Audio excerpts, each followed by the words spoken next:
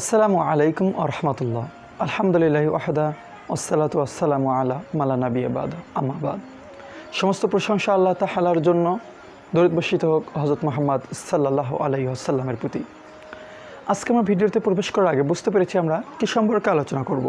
আসলে আমরা কথা না বাড়িয়ে সে সম্পর্কে কয়েকজন আলেমের মতামতগুলোকে নিয়ে এবং কিছু বিস্তারিত আলোচনা করার মধ্য দিয়ে কিছু সময় দিয়ে শরীয়তের একটা মাসালা সম্পর্কে জানার চেষ্টা করব ইনশাআল্লাহ। এখন আসুন ভিডিওতে আমরা ক্লিয়ার করার চেষ্টা করব জুমার খুতবা নিয়ে। কিছুদিন আগে একটা ভিডিও ফেসবুকে দেখেছি যে জুমার খুতবা আরবিতে হবে নাকি বাংলায় হবে, এ নিয়ে শায়খ আব্দুর রাজ্জাক বিন ইউসুফকে অনেকে কটাক্ষ করে অনেক কথা বলেছে এক হানাফি ভাই। আমরা সে সম্পর্কে বিস্তারিত জানার চেষ্টা করব। তার আগে একটু শুনে আসি যে আমার ওই ভাই শায়খ আব্দুর রাজ্জাক সম্পর্কে কীভাবে কটাক্ষ করে কথা বলেছিল। আমরা শুনে আসি সেই কথাগুলো। অফ করে দিই।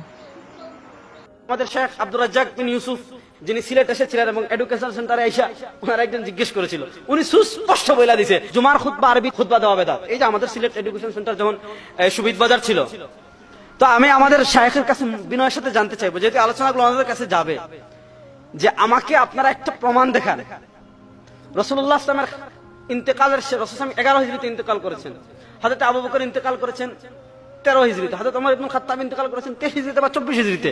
তো উনাদের যুগে তো অনারব থেকে অনেক মানুষ আসতো মদিনায়, আসতো না? আসতো। কিন্তু আপনি বলছেন জুমার নামাজ এর খুতবাটা বক্তৃতা, আপনি যদি বাংলা ভাষায় বক্তৃতা দেন মানুষ বুঝবে না। আমি আপনার কাছে জানতে চাইবো এই ইল্লাত তো খায়রুল কুরুনে ছিল। হযরত ওমর রাদিয়াল্লাহু তাআলার যুগে তো 17 হিজরিতে কুফা বিজয় হয়েছে।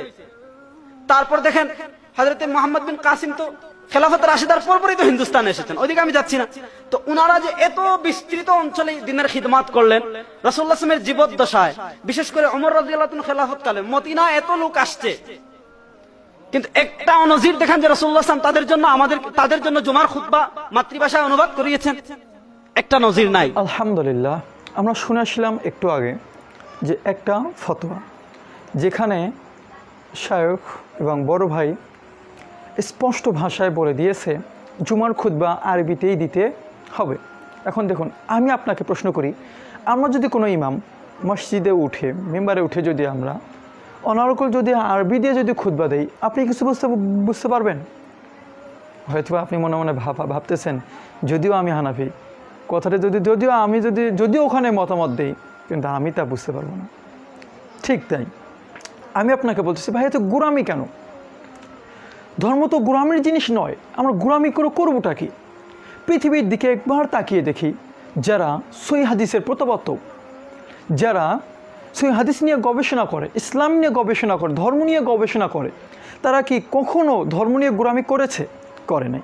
তা আমরা কেন গোরামি করব? আমরা যদি একবার তাকিয়ে দেখি, প্রত্যেকটা মানুষ কিন্তু ভুল করি। আমি কি হানাফি মাযহাবের লোক, অন্যজন কি আহলে হাদিসের মাযহাবের লোক, তিনি কি যে শাফি মাযহাবের লোক, অনেক মাযহাবের লোক হতে পারে, কিন্তু আমরা নিজে থেকে গোরামি করতে করতে আমার ধর্মকে পাল্টিয়ে ফেলেছি। ঠিক আছে, যে কেন? যে দেখুন, ইমাম আবু হানিফা রাহিমাহুল্লাহ, তাকে আলহামদুলিল্লাহ আমরা ভালোবাসি, তিনি আমাদেরকে শরীয়তের মাসাইল প্রবর্তন করে দিয়ে গেছেন, সহজলভ্য করে দিয়ে গেছেন আমাদের বোঝার সুবিধার্থে। এর মানে এই নয় যে আমাদেরকে তিনি ভুল বলুক এবং সঠিক বলুক ওটাই মানতে হবে, তিনি কিন্তু তা নয়। তিনি আমাদেরকে দিয়ে গেছেন, তা আমরা যাচাই বাছাই করে মানব। প্রত্যেকটা মানুষই ভুলকারী, ভুলের ঊর্ধ্বে কোনো মানুষ নয়। ভুল ছাড়া কোনো মানুষ পৃথিবীতে নাই। অর্থাৎ আল্লাহ তাআলা নবী করিম সাল্লাল্লাহু আলাইহি ওয়াসাল্লাম এভাবে স্পষ্ট ভাষায় বলে দিয়ে গেছেন যে কুল্লু বানি আদম খতাউন, প্রত্যেক বানি আদমই ভুল করে, খয়রুল খতাউন তওয়াবুন, ওই ভুলকারী হচ্ছে উত্তম যে ভুল করার পর অনুশোচনায় পড়ে যায়। তো আমরা ভুল করব, ভুল করার পর অনুশোচনায় পড়ব এবং সেটাকে সঠিক করে নেব, এইটাই হচ্ছে প্রকৃত মুসলমানের কাজ। কিন্তু আজকে আমরা যেটা ভুল করি, সে ভুলকে নিজের মধ্যে লালন করে গোরামি করে বেঁচে থাকার চেষ্টা করি, আমি মরে যাওয়ার আগ পর্যন্ত এটাই মানব। এটা হচ্ছে আমাদের গোরামি ছাড়া কিছুই নয়। ধর্ম কিন্তু গোরামির জায়গা নয়। আপনি একটু বড়দের দিকে তাকিয়ে দেখুন। হানাফি মাযহাবকে নিয়ে একটু কথা বলি, যে বর্তমান সাম্প্রতিক ডক্টর মিজানুর রহমান আজহারি, তিনি একজন ভালো দায়ী এবং মিষ্টভাষী বক্তা। তার কথাগুলো শুনে বিশেষ করে যুবকরা প্রভাবিত হয় এবং সলাতের দিকে ধাবিত হয়। আলহামদুলিল্লাহ, তিনি একজন দ্বীনের অন্যতম একজন দায়ী। তার বিরুদ্ধেও কিন্তু কথা বলা হয়েছে, কিন্তু আমরা একটু কথা বলি। তিনি কিন্তু হানাফি সম্প্রদায়ের লোক ছিলেন। তিনি যখন গবেষণা করে ধর্মচর্চার মধ্য দিয়ে জানতে পারলেন যে আমি হচ্ছে হানাফি মাযহাবের অনুসারী, কিন্তু হানাফি মাযহাবের প্রত্যেকটা কথা কিন্তু সঠিক নয়, কিন্তু আমি হানাফি মাযহাবের অধিকারী মানে অনুসারী, কিন্তু প্রত্যেকটা কথা কিন্তু এই মাযহাবের অনুসারী নয়। প্রত্যেকটা কথাই কি সেই আল্লাহ তাআলার কোরআন হাদিসের অনুযায়ী, সহিহ হাদিসের অনুযায়ী নয়।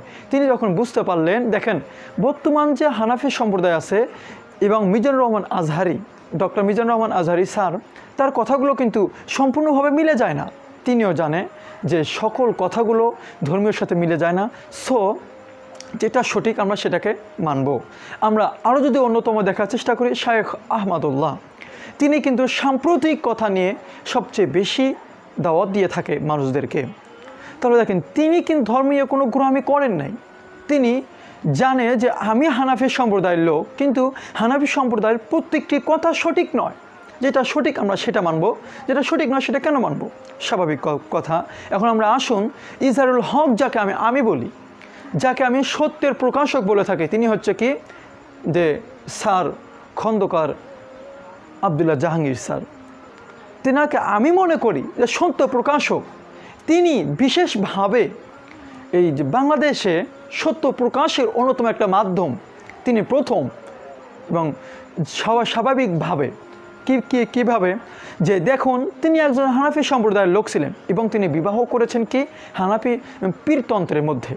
তিনি পীরতন্ত্রের মধ্যে বিবাহ করার পর দেখেন তিনি সঠিকভাবে মানুষদেরকে বুঝাতে কিন্তু সক্ষম হয়েছে, সঠিক কথাগুলো মানুষদের সামনে উপস্থাপন করার জন্য। তিনি হানাফি সম্প্রদায়ের লোক, তার বইগুলো পড়লে কি হয়, প্রত্যেকটা কথা কিন্তু হানাফি সম্প্রদায়ের দিকে যায় না। কেননা তিনি যেটা সঠিক সেটাকে মেনে নিয়েছেন, যেটা সঠিক নয় সেটাকে কখনোই মানেনি। তিনি কিন্তু গবেষণা করার মধ্য দিয়ে এটা বের করেছেন। এবং যদি আমরা আরও যদি বিগত দিকে তাকিয়ে দেখি যে নাসিরউদ্দিন আলবানী রহিমাহুল্লাহ, পৃথিবীর এমন কোনো হাদিস গ্রন্থ নাই যে হাদিস গ্রন্থ সম্পর্কে তিনি জানে নাই।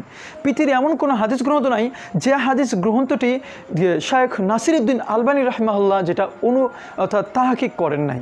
তাহলে তিনি হাদিস সম্পর্কে কত সুবিশাল জ্ঞান তার আমরা কিন্তু ইহা দ্বারাই বুঝতে পারি। তাহলে আমরা তাকে সম্মান করব অবশ্যই। তার বাবা ছিল হানাফি, তার মা ছিল হানাফি। তার বাবা সর্বদা প্রস্তুত থাকতো যে আমার ছেলেকে আমি হানাফি একজন বিদ্বান বানাবো। কিন্তু বড় হয়ে কি হলো, যে গবেষণা করে ধর্ম তথ্য নিয়ে বোঝার পর তিনি একজন সরফে সালেহিন আল হাদিসদের অনুসারী হয়ে গেলেন। তাহলে দেখুন যে আমরা যে মাযহাবটাই মানি না কেন, সেই মাযহাবের কিন্তু প্রত্যেকটি কথা সঠিক নয়, সেই মাযহাবের প্রত্যেকটি কথা সঠিক নয়। এখন আমরা এই সঠিক নয় এটাকে ধারণ করে আমরা গোঁড়ামির মধ্যে পড়ে গিয়ে ধর্মকে নিজের মতো বানিয়ে নিয়েছি। ভাই আমি আপনাকে বলি যে প্রত্যেকটা মানুষই ভুল করে, ভুলের ঊর্ধ্বে কোনো মানুষ নয়, ভুল ছাড়া কোনো মানুষ নাই। এর জন্য আমরা কী করব, যে প্রত্যেকটা মাযহাবের মধ্যেও কিন্তু কিছু ভুল ফতোয়া আছে, সে ভুলগুলো ফতোয়াকে বাদ দিয়ে, যেমন বাদ দিয়েছে শায়েখ নাসিরউদ্দিন আলবানী, যেমন বাদ দিয়েছে মিজানুর রহমান আজহারি, তিনি কিন্তু হাত বাদে এখানে। তাহলে দেখেন তিনি কিন্তু শবে বরাত সম্পর্কে অনেক নিষেধাজ্ঞা করেছেন, যে বিষয়গুলো আমরা করে থাকি অনেক সময়। যেমন খন্দকার আবদুল্লাহ জাহাঙ্গীর স্যার, তিনিও কিন্তু সহজভাবে অনেক বিদআত, অনেক শিরক সম্পর্কে আলোচনা করেছে, যা আমরা অনেক মাযহাবে মেনে থাকি। তাহলে কি এভাবে আমরা সঠিক বিষয়টার দিকে যদি আমরা তাকিয়ে দেখি, যারা ধর্ম সম্পর্কে বিশেষ জ্ঞান রেখেছিল তারা কিন্তু কোনো দ্বিমতের মধ্যে নাই। ডক্টর জাকির নায়েক, তিনিও কিন্তু কোনো ধর্মীয় গোঁড়ামির মধ্যে নাই।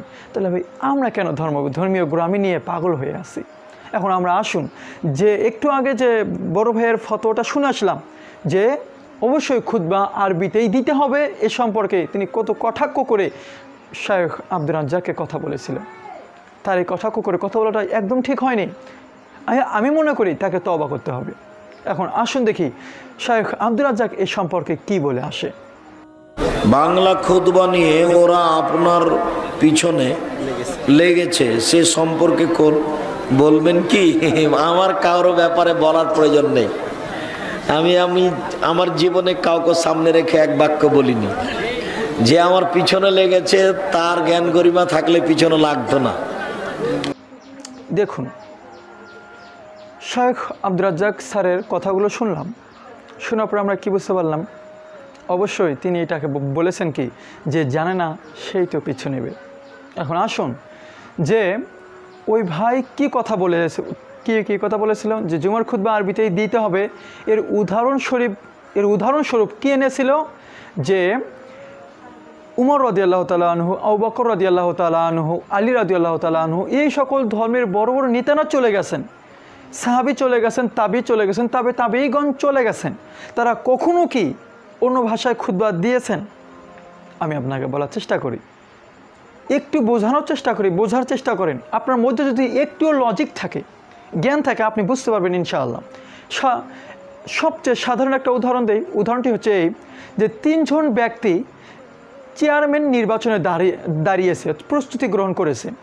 একজন নির্বাচন হলো, একজন ব্যক্তি ভোট পেয়েছে 5000, আরেকজন ব্যক্তি ভোট পেয়েছে 6000, আরেকজন ব্যক্তি ভোট পেয়েছে 8000।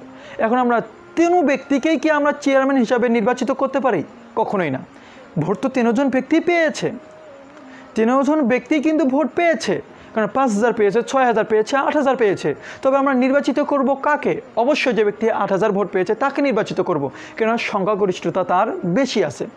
অনুরূপভাবে আমরা একটু তাকিয়ে দেখি, সে ব্যক্তি বলেছে কি যে মক্কা মদিনাতে অনেক অনারব ব্যক্তিগণ প্রবেশ করেছে, মানে অন্য অন্য দেশ থেকে মক্কা মদিনায় অনেক মানুষ গিয়েছে, কিন্তু কখনো তো সেখানে অন্য ভাষায় খুতবা দেওয়া হয় নাই। আরবি ভাষায় কেন খুতবা দেওয়া হলো? তিনি বলেছে আরবি ভাষা ছাড়া অন্য ভাষায় খুতবা দিয়েছে, এরকম নজির পৃথিবীতে না তখনকার সময় ছিল না। আমি বলি সে সময় থাকবেই বা কেন? যদি নজির থাকতো তাহলে 3 জনকে চেয়ারম্যান বানানোর নজিরও আমাদের মধ্যে থাকতো। যেহেতু 3 জনকে চেয়ারম্যান আমরা বানাতে পারবো না, সেহেতু আমরা এদিকে একটু তাকিয়ে দেখি। ধরুন মক্কা মদিনাতে অর্থাৎ সৌদি আরবে বাংলাদেশ থেকে গেল 10 জন, মিশর থেকে গেল 10 জন, এখন ইরাক থেকে গেল 5 জন, এবং অস্ট্রেলিয়া থেকে গেল 10 জন। এরকমভাবে বিভিন্ন দেশের মানুষগুলো যখন সৌদি আরবের দিকে যখন চলে যাবে, একটা যদি মসজিদ হয়, সেই মসজিদে বাইরের দেশের লোকগুলো আছে যদি থাকে 100 জন, কিন্তু একটা কথা ভেবে দেখুন ওই দেশের আরবি ভাষাভাষীর লোক আছে কতজন? না হলো 500 জন আছে। বোঝার চেষ্টা করুন।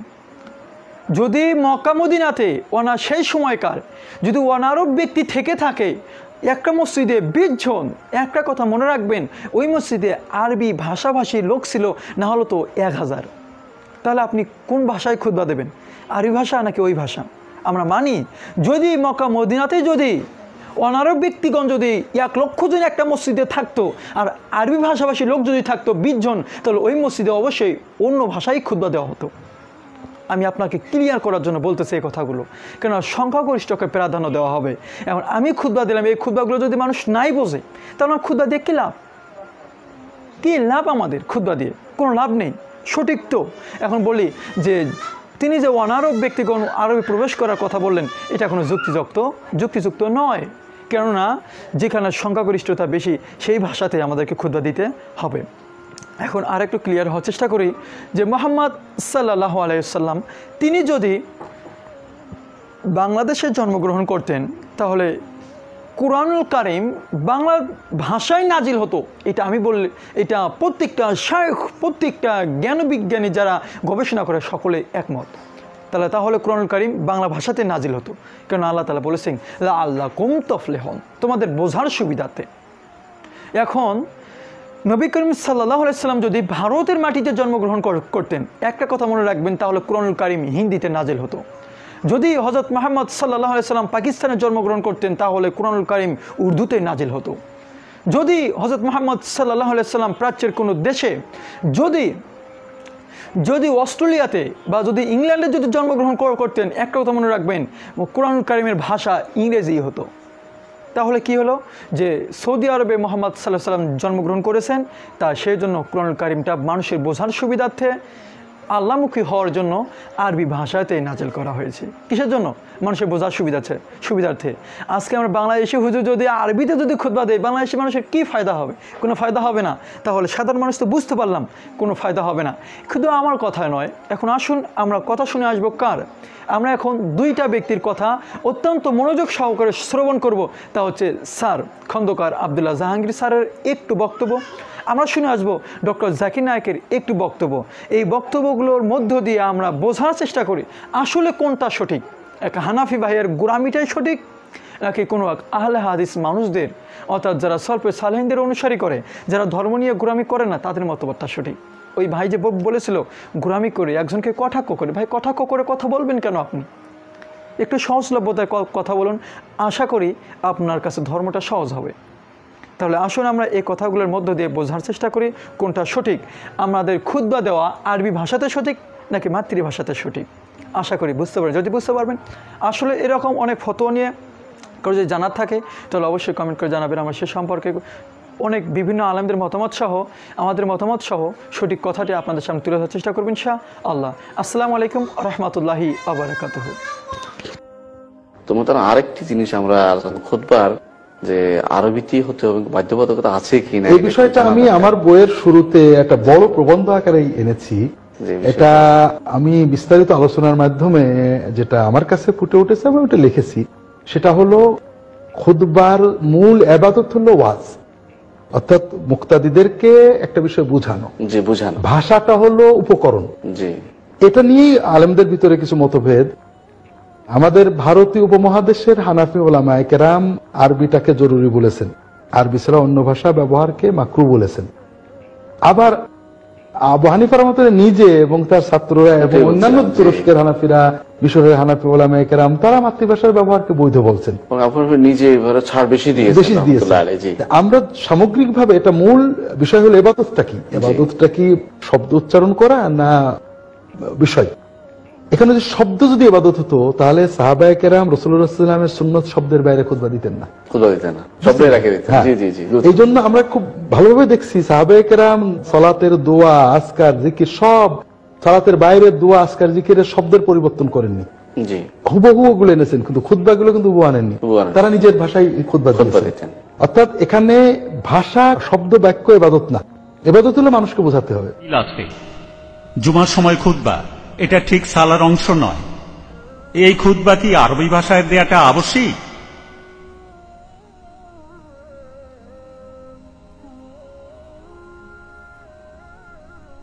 ভাই আপনি প্রশ্ন করলেন যে জুমার সময় খুতবা এটা আরবি ভাষাতে দেয়া আবশ্যিক কিনা।